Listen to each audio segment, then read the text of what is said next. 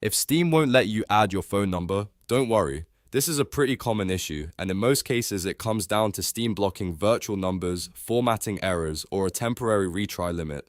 In this video, I'll show you exactly how to fix Steam can't add phone number step by step, so you can get your account set up properly and move forward without wasting time. And if this tutorial helps, make sure to hit like and subscribe for more quick tech fixes just like this. First, let's talk about the biggest reason Steam rejects a phone number. Steam is very strict about VOIP and virtual numbers because they use these to help prevent botting, spam, and suspicious account activity. So if you're trying to use a virtual number service like Google Voice, a text app number, or any other online phone number, Steam will usually block it. The best fix here is to use a real physical SIM card number from a major mobile carrier.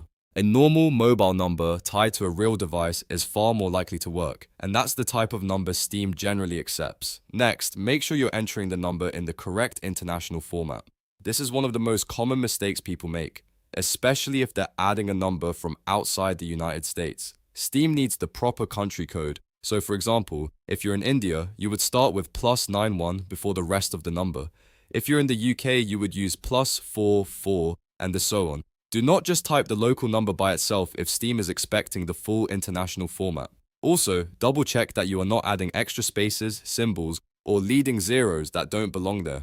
Those small formatting issues can cause Steam to reject the number even if the number itself is valid. If you're unsure how to format it, it helps to remove anything unnecessary and enter the number as cleanly as possible, starting with the plus sign and country code. Now, if you've already tried several times and Steam still won't accept the number, you may be dealing with a temporary rate limit. Steam can block repeated attempts for a short period if it sees too many failed submissions in a row. In that case, the best thing you can do is stop trying for a while and wait 24 to 48 hours before attempting again. This gives Steam time to lift the temporary block and may allow the number to go through normally later.